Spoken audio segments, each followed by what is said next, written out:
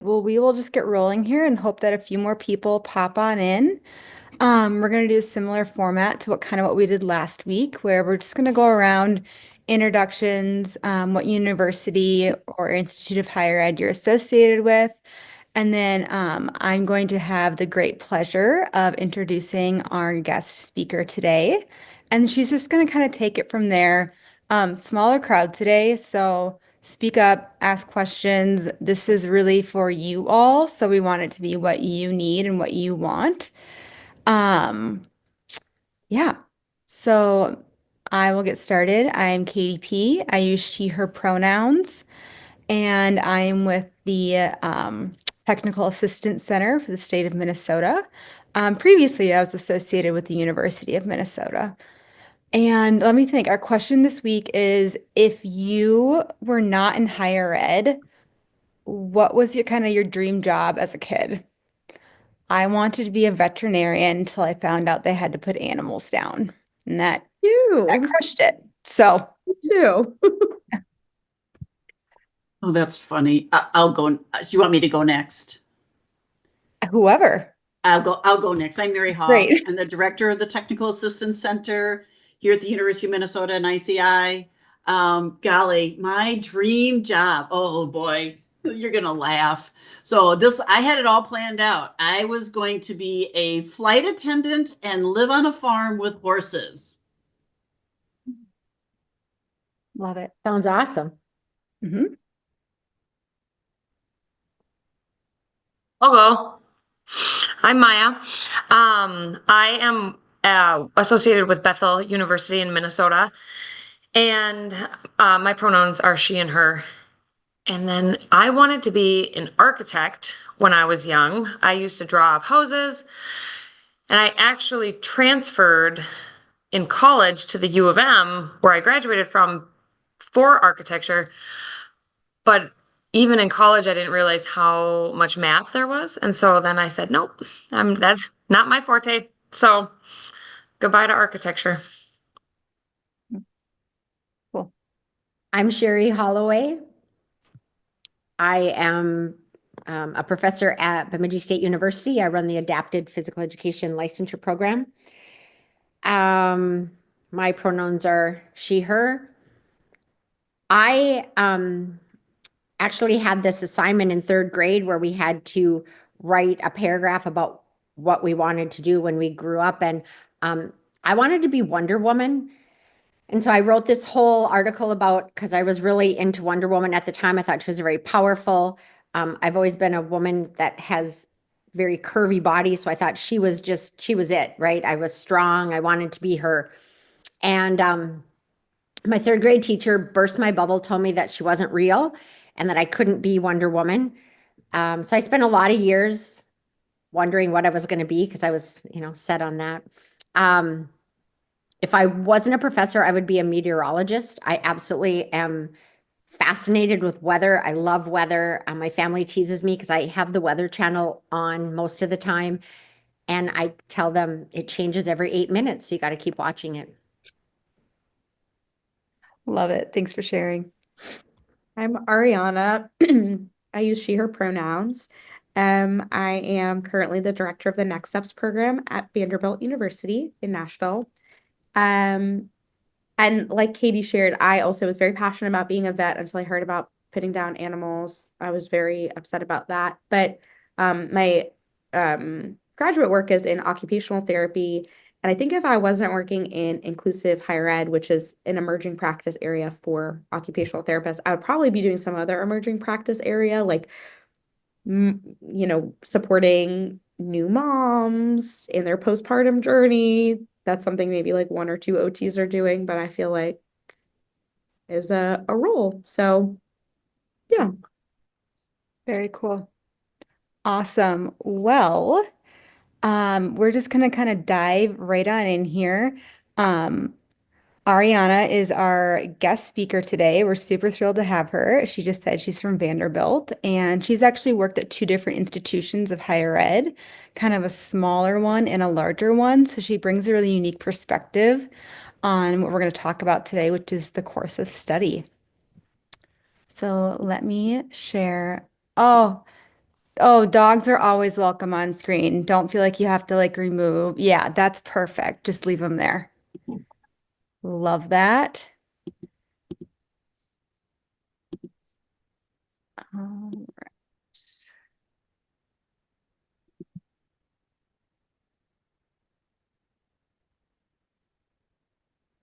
Let's move this.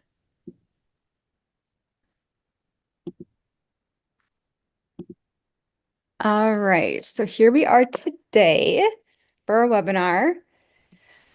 Land acknowledgement. We recognize that we are on the rightful home of the Dakota and other indigenous tribes, and that the U.S. did not hold up their end of the treaty. And it is because of the continued displacement of indigenous people that the Minnesota exists today, and the University of Minnesota exists on the land that we're on. Affirmation of commitment at the ICI Institute of Community Integration. We affirm our commitment to ending all systemic racism, ableism, and any other forms of inequity that suppress opportunity for inclusive communities.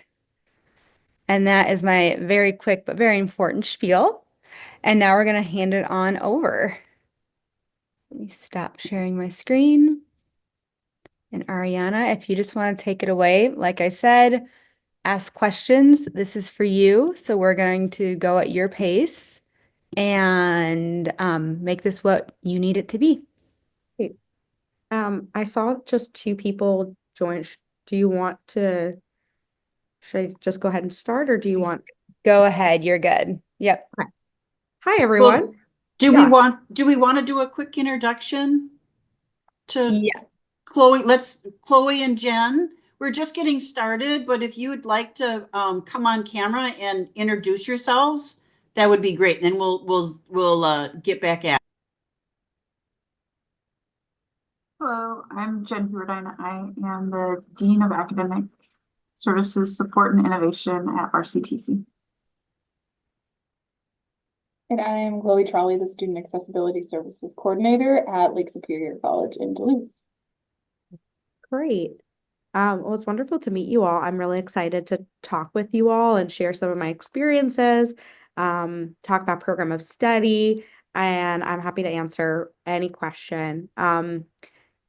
Katie and Mary have given me kind of a bit of a background and kind of landscape of Minnesota, but as you all just introduced yourselves, I've never been to Minnesota. I don't know the institutions very well out there, but the 4 of you all that just introduced yourselves, are all of you are kind of in the exploration phase of looking into an inclusive higher ed program, or are any of you have an existing program or an emerging program? At Lake Superior College, oops, sorry. Nope, go ahead, Chloe. At Lake Superior College, we just received a grant actually to implement one. Okay. So we're kind of in the development planning phase. Exciting. Yeah. And Bethel has a program, but today is very interesting because the program that Bethel has academically is not inclusive. The students with intellectual disabilities have their own classes, their own program. So this is great. Great. Okay. Good to know. Bemidji State University we're only about an hour and a half from the Canadian border. So we're in a very rural setting. We have about, I think, 4,800 students right now. We have always been inclusive, but this is our exploration to a new program. Great.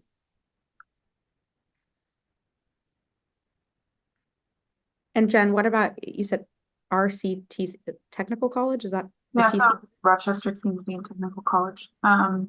We don't have a program like, I mean, we have, disability services and whatnot, but we don't have anything specific that kind of encompasses the whole college beyond what's federally mandated.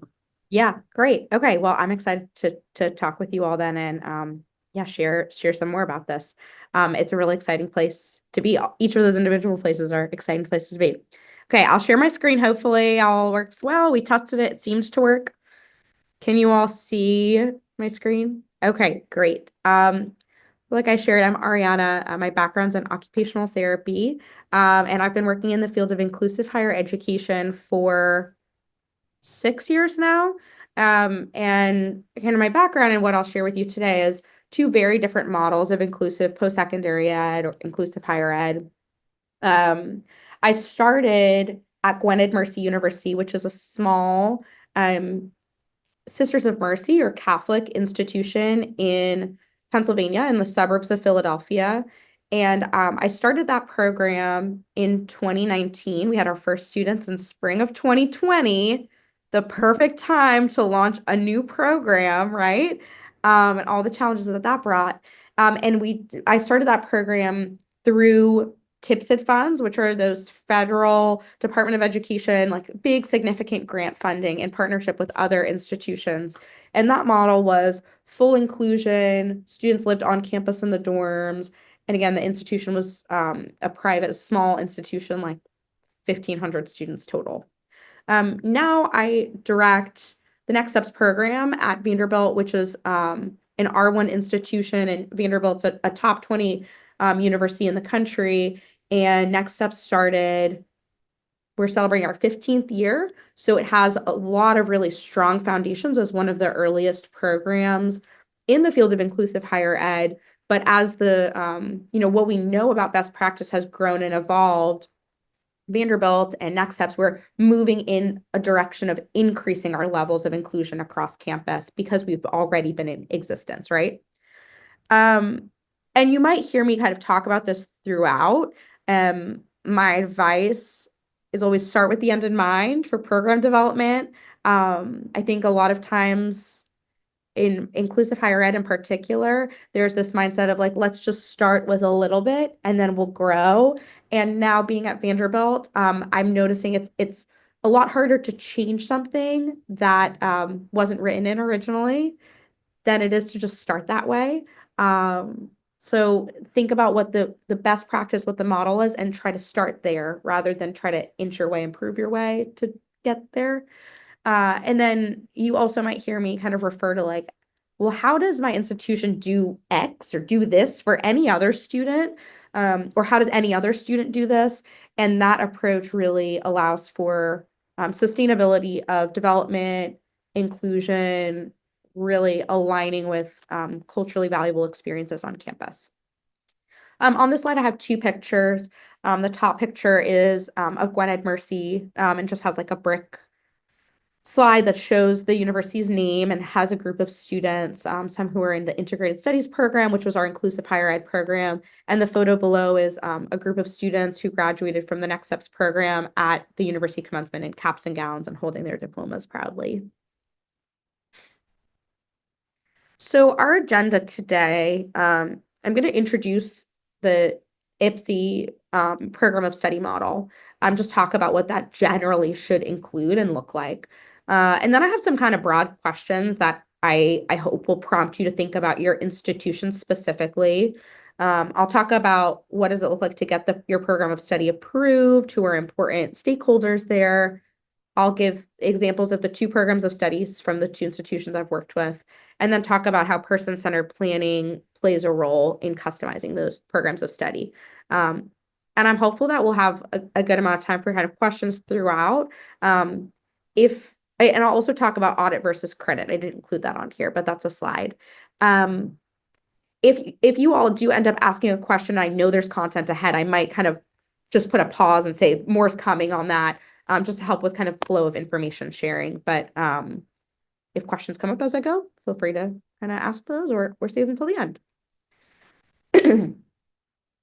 Okay, so the IPSI program of study, inclusive post-secondary ed, we have a variety of standards that we kind of look to. One of those is a set of new accreditation standards that has been released that really helps to align, the work that we're doing kind of nationally, and kind of set like a ground, like where do you start, right? So in thinking about this, the program of study, it should be customizable, it should be individualized, But there should be some structural like standardization, because without it, then every student's experience would look different. You can't really guarantee what your outcomes would be, right? Like there needs to be some kind of parameters and standardized element to it, like all curriculums or programs of study are, right? What should be included in these are, first, academic classes that already exist in the course catalog. And those might be taken as audit or as credit. So not necessarily creating new classes or something brand new, but looking at what classes already exist at your institution that could be kind of combined together to create this program of study. An important element of inclusive post-secondary ed is experiences that lead to career development and greater career outcomes. And that could be internships, apprenticeship, externships, paid employment, work study, job shadowing, right? Like there needs to be an intentional focus on building career-related skills in inclusive post-secondary ed. There should be coursework or experiences that focus on increasing independence, increasing social engagement in important like college-specific ways. And there should be student learning outcomes that really, align and set what that course of study is working toward and achieving. And that's standard, I think, for all institutions of higher ed and their programs of study. Throughout all of that, there should be supports available to access the academic experience, and those will include modifications for audited classes and accommodations for audited or credit-bearing classes. The difference with the modifications versus accommodations, for those that may not be familiar with that kind of differentiation, is that a modification changes the content in a more significant way, and accommodation changes the environment to create access.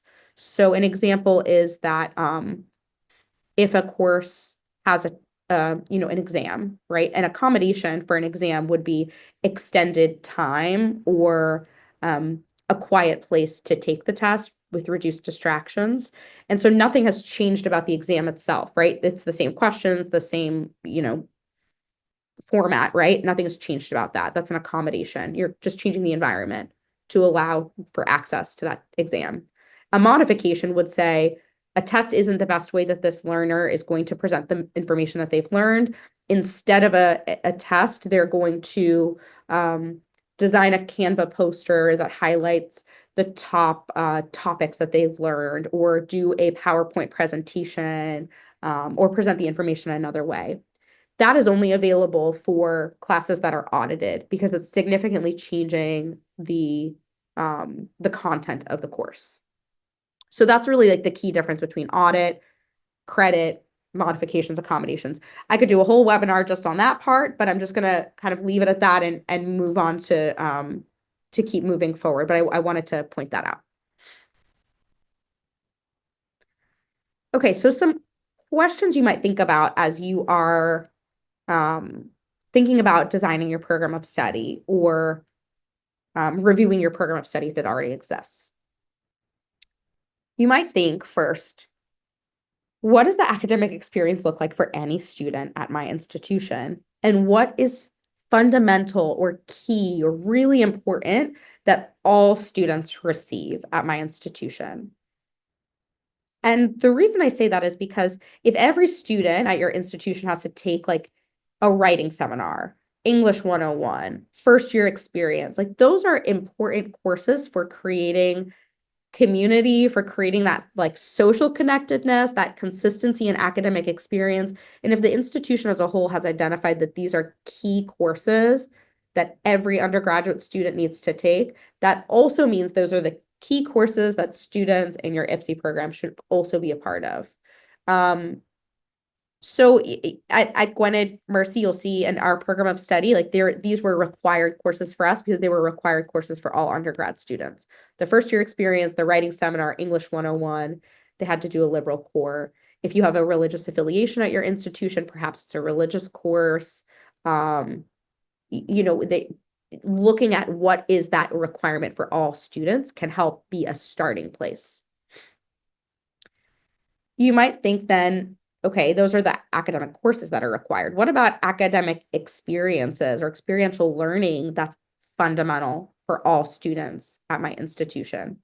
So that could be a capstone, it could be internships, a senior thesis, experiential learning, service learning, right?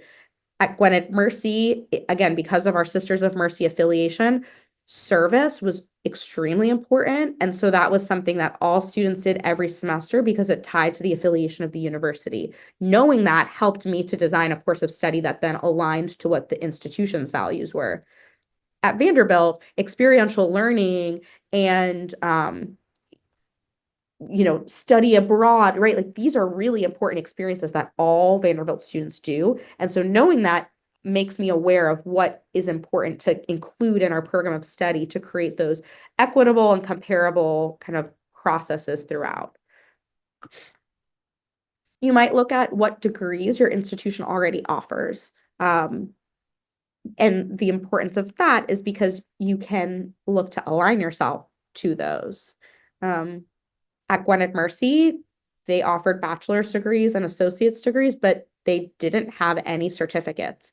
And so when we designed our program, when we looked at our approval process, we didn't have another certificate to model after. So we were creating an entirely new credential as well as a new program of study. But we had an associate's degree, which I'll talk about later, that we then created this seamless process that allowed students to transfer from our IPSI program non-degree certificate into the associate's degree pathway. Whereas at Vanderbilt, we have certificates, but they're at the graduate level. We don't have an associate's degree. We only have bachelor's degree, master's, and professional degrees.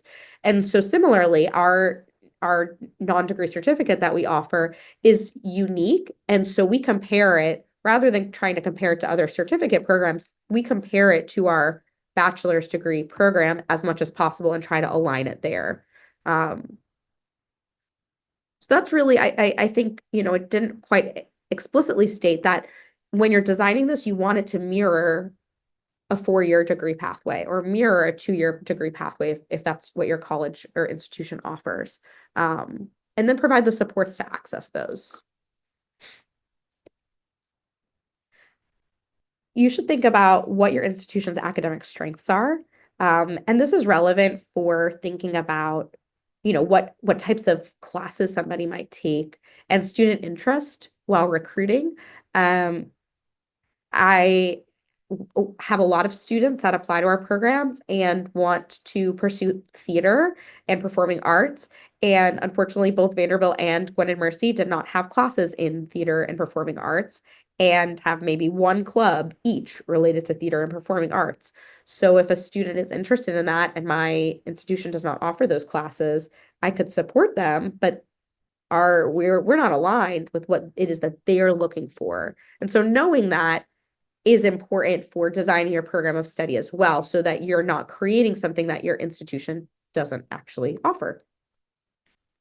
It's important to find out, how do new programs get introduced and approved at my institution? Because there is a process. There is a written out policy, there's a process, there's an approval, there's a committee that already exists. And so when proposing a new program, it shouldn't be some special process for your IPSI program. That process already exists, and you just need to find out what exactly that is. And then the last guiding question you should think about is, what is your institution's audit policy? And also the credit bearing policy. Some institutions have that anybody in the community can audit classes, and there's a set tuition rate for auditing. Some say that degree seeking students can audit one class a semester. Some say it's open for anyone to register. Some say the faculty approval is required. And so that's an important consideration, because if audit's going to be an element of your program of study, you will either need to amend the policy specific to your program or follow the policy if that's what you're working with. Okay, getting your program of study approved.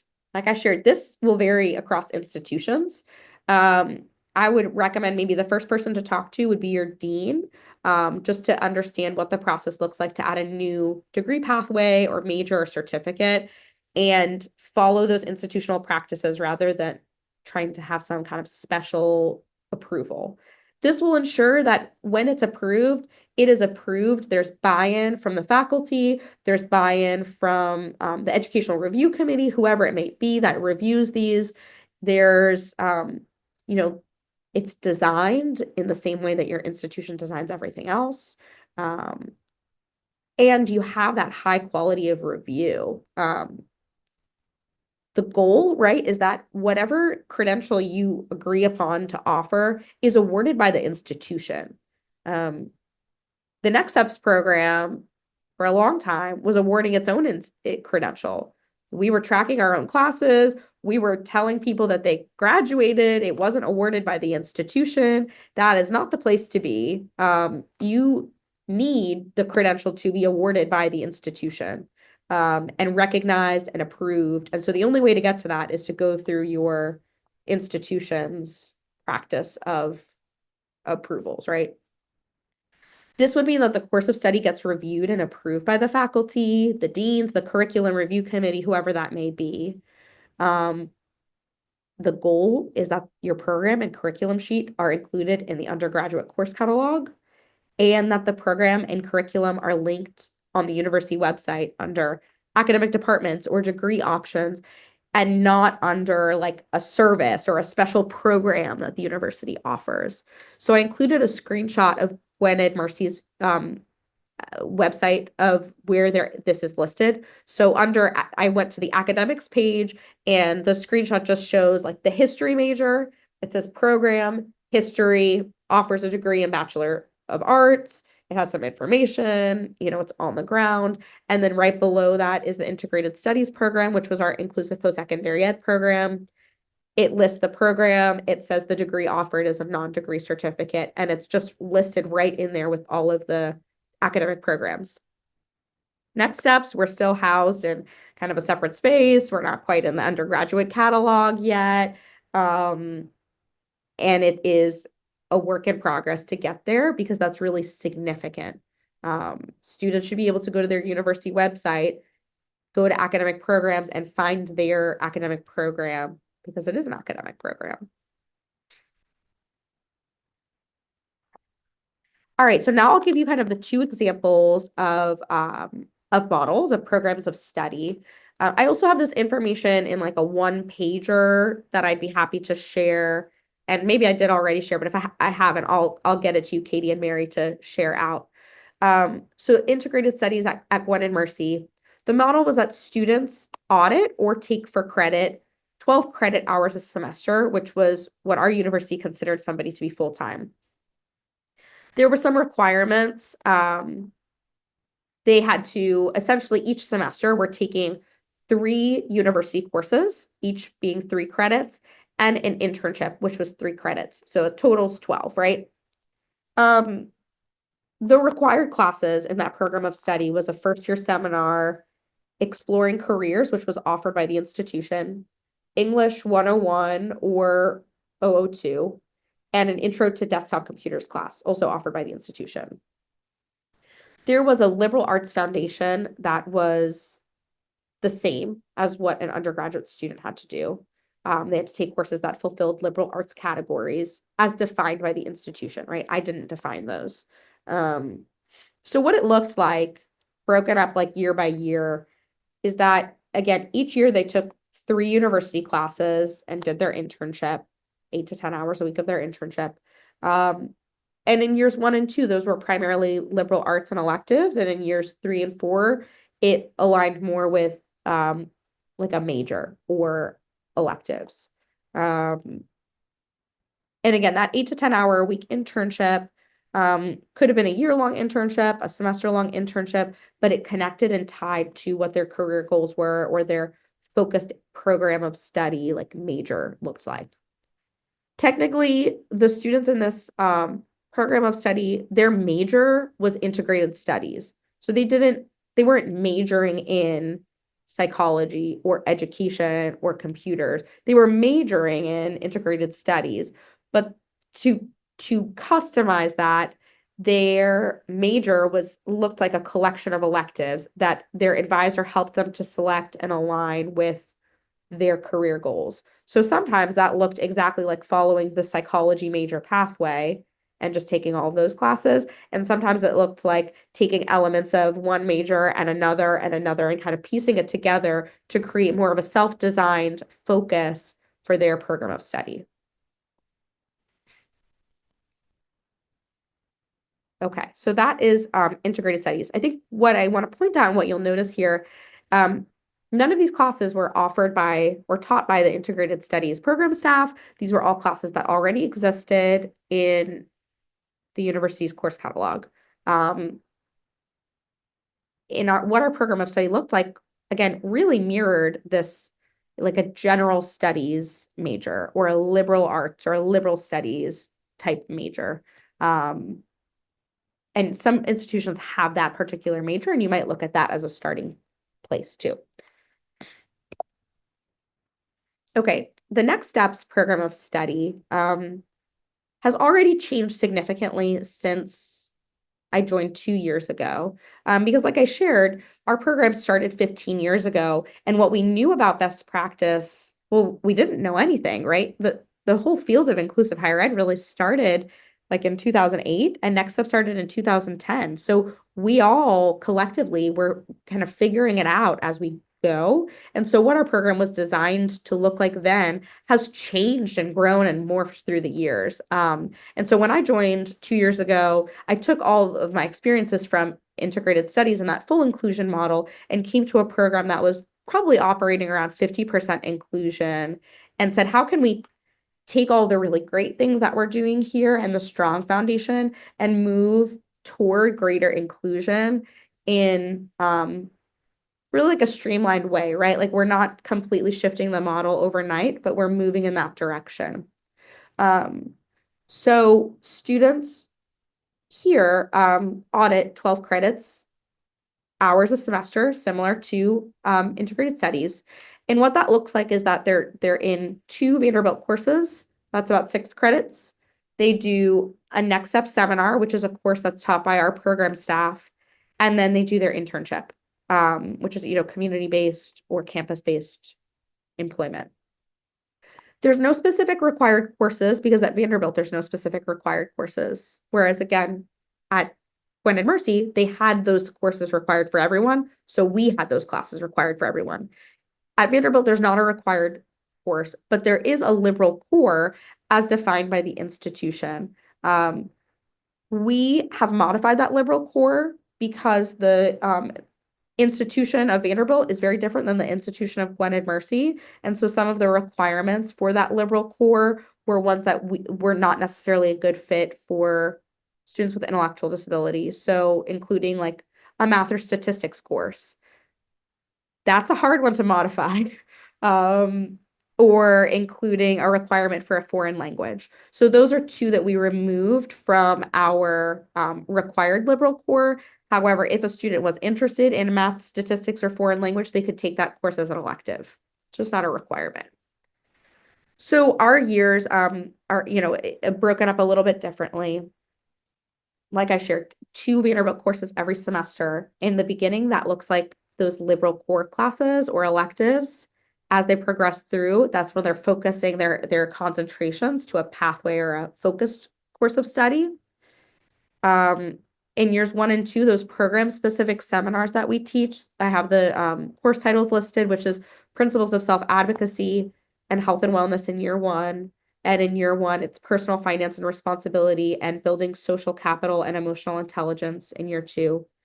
And in years 3 and 4, rather than having students gathered together for those courses, they're doing independent studies, which is called an experiential seminar. And that independent study is focused on an area that they want to grow in, whether that be an academic focus, career development, independent living skills. There's an individualized syllabus that's developed for that, and they work on those goals contextually, like in their community with the support of a peer tutor. And then our model of career development is kind of building and scaffolding each year. So whereas at Gwen and Mercy, every semester they were working 8 to 10 hours a week every semester. At Vanderbilt, they start 4 to 6 hours, then move to 6 to 8, then 8 to 10, and then ultimately when they are in their senior year, are working 15 to 20 hours a week. And then in their final year, they do an experiential capstone that connects their experiential seminar and the work of their internship, and again, really aligns with the work that other seniors at Vanderbilt are doing.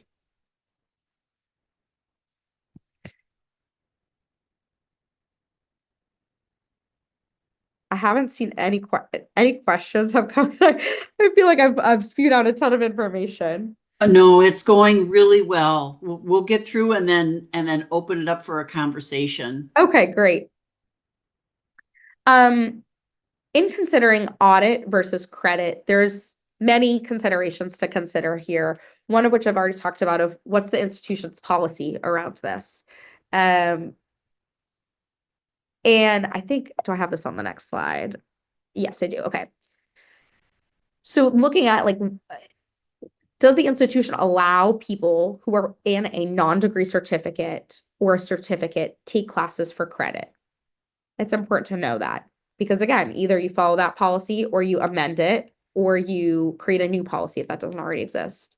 Like I shared earlier, the supports available for audited classes are different than those that are available for credit-bearing classes. You also will want to know what supports are available through our Office of Student Accessibility or Student Access or Office of Disability Services, right? Whatever your institution calls it, to provide accommodations for students enrolled in classes for credit. There are, legal requirements, right? Like that should be the same at every institution. But some offices have additional supports that might be offered, right? They might offer certain technologies to access books digitally. They might have, pens that could take, transcribe the notes that you use. They might have other resources. So knowing that can help you to know, would these supports be sufficient? Is there note-taking services available?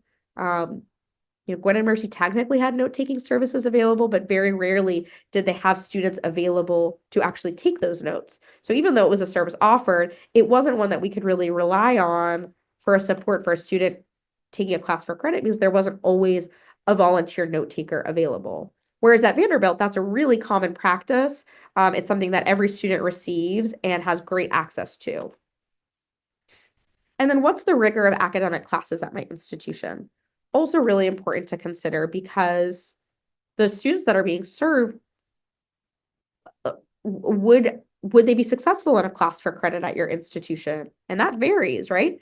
The academic rigor at Gwen and Mercy was very different than the academic rigor at Vanderbilt. And so the program design looks different. So knowing that, again, it helps you to determine some of that. And then the last consideration on here, it's student choice. Once you've kind of figured out all the policies and all of that, if it's available and you can choose audit versus credit, students should get to choose as aligned with their person-centered plan. Some students might choose to take a class for credit and maybe they fail.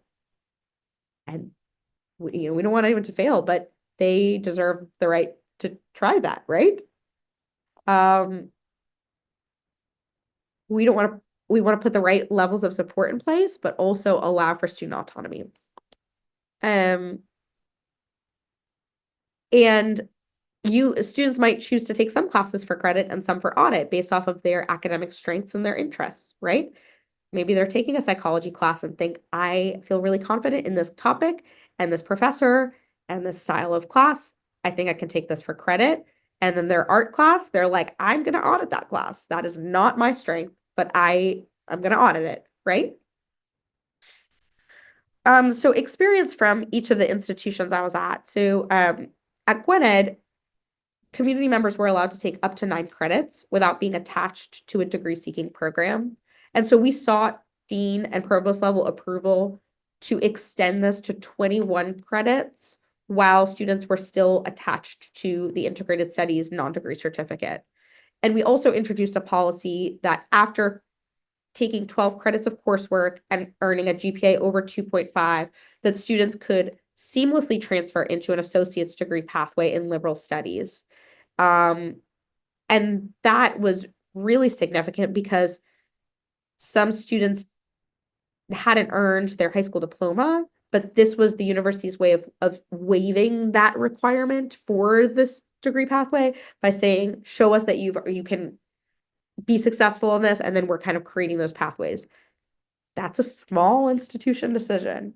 That is not a big institution decision, right? And then students did not need faculty approval to audit. So I enrolled them as audits based off of their person-centered plan, and then just told the faculty that they had a student auditing their class. At Vanderbilt, only students enrolled in a degree-seeking program can take classes for credit. So our students do not take classes for credit. And any student requires faculty approval to audit, which means we have to request access to the course to audit. And that creates another, a potential barrier, but it also creates buy-in from the faculty because they've all said, yes, I want a student in my class. I'm happy to have a student. I'm looking forward to having them, which is different than at Gwen and Mercy, where they were inserted into the class and then I had to try to get their buy-in. Okay, I think this is my last slide. As I've kind of talked about throughout, right? Like all of this, there's structure to it, but there's also individualization and customization. And person-centered planning really guides that development. And that is person-centered planning is an ongoing, individualized, and intentional process where you reflect on someone's strengths, their interests, their goals, and you align the experiences designed, the classes, the extracurriculars, all of this that best match those goals and support a student in achieving those goals. So at both programs, we did person-centered planning at 3 planned times and could always add in another element of person-centered planning, like this intentional meeting, right? So we did this before they started in the summer, before they registered for their classes. And that's where we discussed, their interests, their strengths, support needs, their long-term goals after college. And then we started to select those early electives, clubs or organization, service learning that aligned with those interests to give the opportunity to explore and really dive into what they think they might like. Then we did another round of person-centered planning after 2 years. And we reflected on how were those first 2 years? What worked well? What classes did you really love and enjoy? What internship experiences did you love or hate?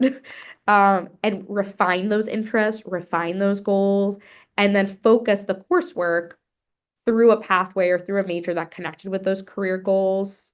We talk about a capstone or a senior project. We talk about leadership opportunities.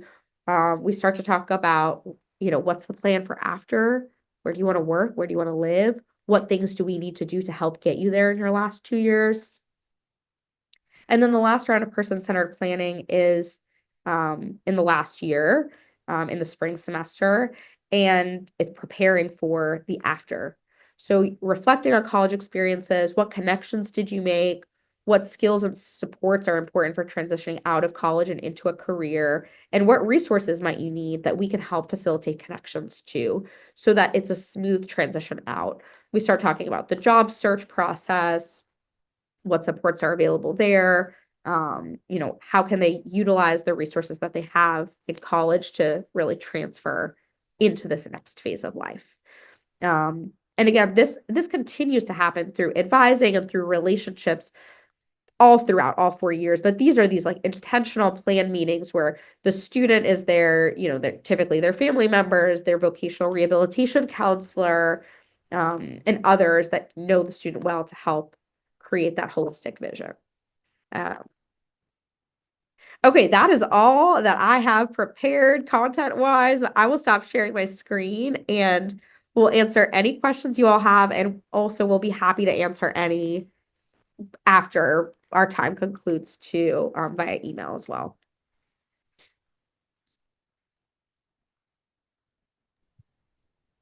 I have a question. I know, each institution can be so different. And when you talk about taking classes for audit or credit, at either of the two institutions that you've worked at, was there ever the option to have the students taking the classes for credit, but on a modified basis? I know there's some institutions across the country that are doing that. I'm just curious if that was a consideration or an option where you've been. No, that was not something that we were able to do at either institution. But we did at Gwinnett extend the add drop period. So typically you have only like 10 to 14 days for add drop, but we extended it so that students really had the opportunity to try the class for credit. And I think it was extended to maybe like a month. And then after a month, get feedback and determine, should I stay in this class for credit or can I switch down to the audit? You couldn't go the other way though. You couldn't start as an audit and then go to credit, but you could go the opposite way. Yeah.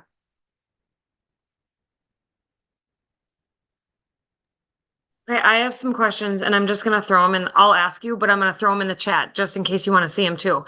So I'm just going to ask all three of them right now. Have you ever had an instructor say no to an audit? What Yes. supports are the instructors asking for when students do audit? And what are typical requirements for when students audit? Yeah, great questions. Okay. Yes, we've had instructors say no.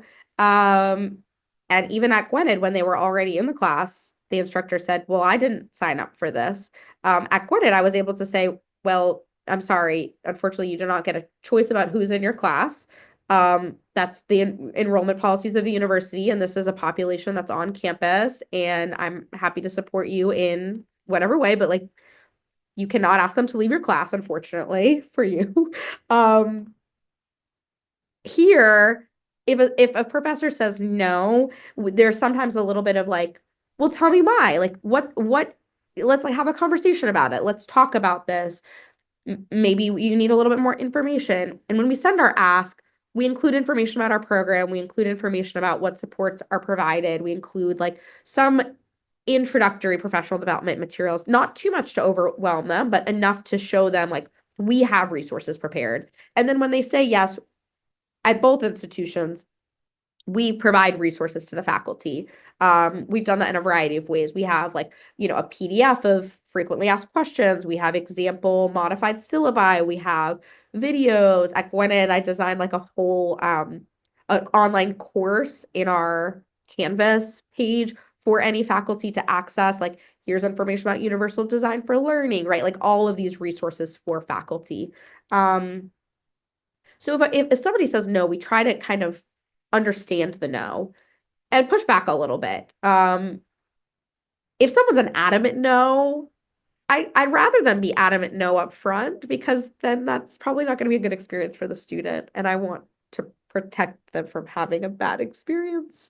And sometimes we have dean level conversations. If somebody's adamantly no for a way that is discriminatory, right? Like that's like a dean level conversation. What supports are they asking for when students do audit? Varies by professor and by class. I would love if professors all asked for resources to support the students that they have in auditing classes. That's not always the case, right? They're like, yeah, they could audit, no problem. Like they'll just be here. We want them to be actively engaging in the class. We want the professors to be actively engaging with their learning. So I think that also kind of varies by professor and by student. Some are really invested in like, tell me about how I can make my syllabus more inclusive and designed universally, like using UDL principles. We're like, great, we'd love to tell you about this. This will make it better for all students. Sometimes it's student specific. Like I'm noticing the student really struggling with the length of the lecture, or when we break out into groups, I notice they're not participating in that groups. What can I do? And so some of that doesn't happen until they've actually met an interaction with the students, and we can provide that like individualized support based off of what would be successful for the student.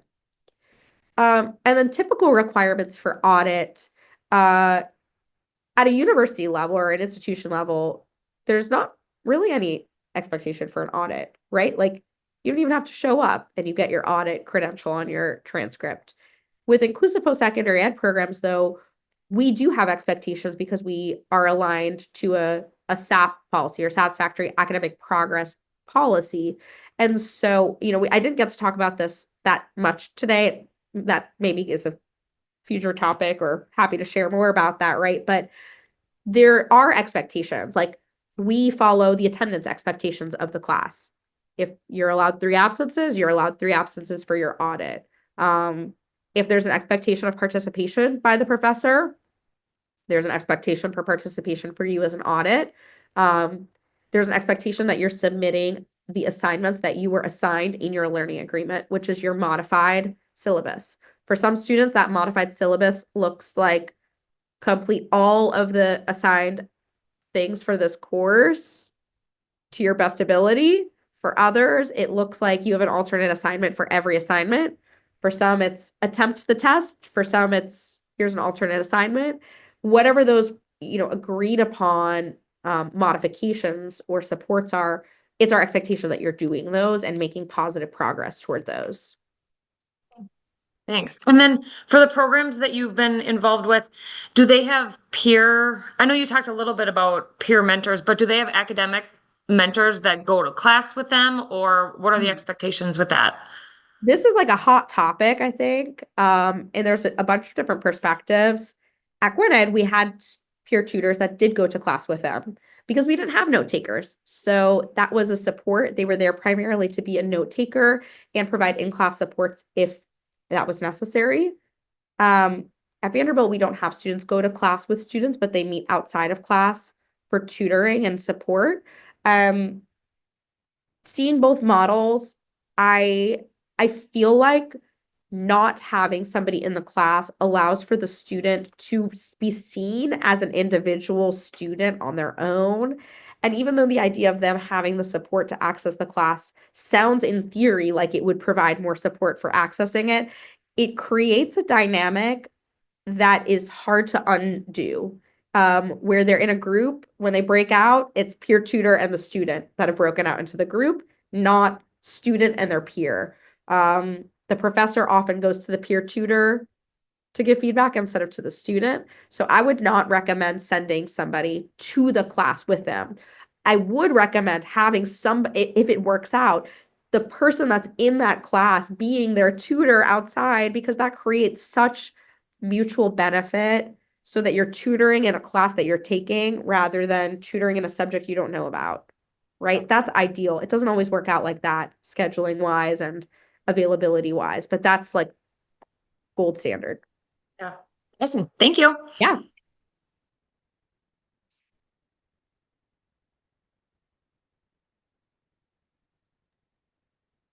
This is Katie P. I have a question. What does it look like when you have a student that's really interested in attending your institution, but your institution really doesn't offer their area of interest? Like you mentioned theater in the beginning, or they're like, I really want to be a sports studies major or something like that. And like that isn't something your university really offers. Like what kind of conversations are you having with the student and the family in terms of like best fit and what you do offer? And is this, what does that look like? Yeah. I try to have those conversations really transparently throughout the admissions process and I tell the student, right, like, hey, we have one theater class and we have one theater club. You want to be a actress on Broadway one day. How does my program prepare you for that? And if they're like, well, okay, yes, you only have this, but don't worry, I'm involved in private theater classes and like I really want to focus on other things. I want a backup plan, or I'm open to exploring. Okay, that's fine. But if they're like, I only want theater classes, period, then I tell them like this isn't the right program for you, but let me tell you about a program that is aligned with you. That's a hard thing in a state that has few programs right now to do that, but it won't always be like that. And that's where you can refer to Think College and to other options. But it's hard in early phases of your state's development because you kind of will be the only option. And so in early phases of that, I might say even more flexibility to say like, okay, you want to do theater, but let's look at public speaking classes and communication classes and history of theater and what connections do we have with local theaters for internships? Like, how can we try to mold in that way in your early phases until you have a school that really has a theater emphasis with an IPSY program and then can refer them there? Thank you.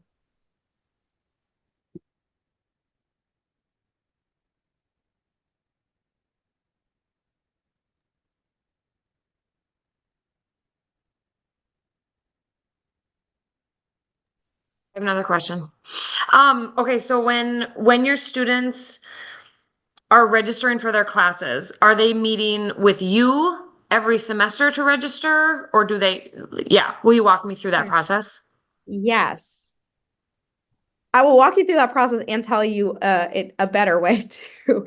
Um, in both programs, the IPSY program staff serve as student advisors. And so they meet with their advisors regularly, varies based off of student, maybe weekly, maybe every other week, sometimes once a month, and talk about those person-centered plan goals, any areas of support that they need. And also when it comes time for academic like course selection, those program staff serve as the advisors to say, hey, what about this class? What about that class? That's fine, right? Even better would be if you have a faculty member from the academic department that student's interest is in that could serve as the advisor who would help with course registration or who would serve as like that content expert. Because I don't know every academic department, every faculty member, it would be great if a student who was interested in education went to an education faculty member and said, what do you think I should take next? Instead of me telling them and having all of that knowledge in my head, right? That would be even better than what we're doing at each of these models. Yeah. Okay, so when you showed the 4-year course of study, would you recommend that the students were to meet with you guys as advisors for the first 2 years when they're kind of taking the requireds and electives and then maybe moving And then towards their once content? they've like identified or kind of declared that, Yep. like typically, right? Like that's how many institutions are. You have like a general advisor initially, and then you move into who is your major advisor. Yeah, that would be, I think, a great model.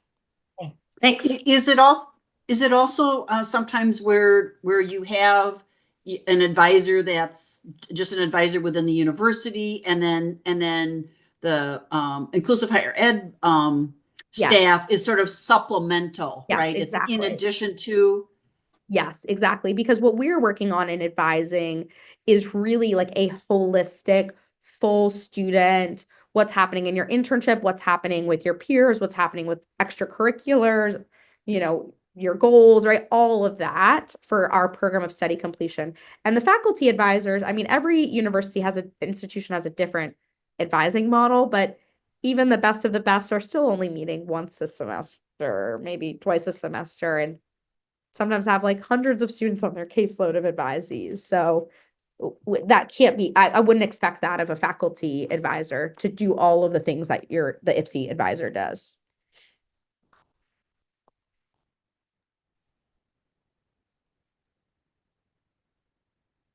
Any other questions?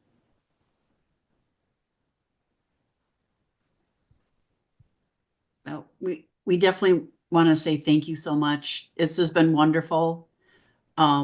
We'll follow up with an email with some of the resources. And then we are with the recording, we will have that available. It does take us a little bit because we have that go through some editing to make sure the closed captioning and everything is accurate. So if anybody does need access to the recording, just let us know.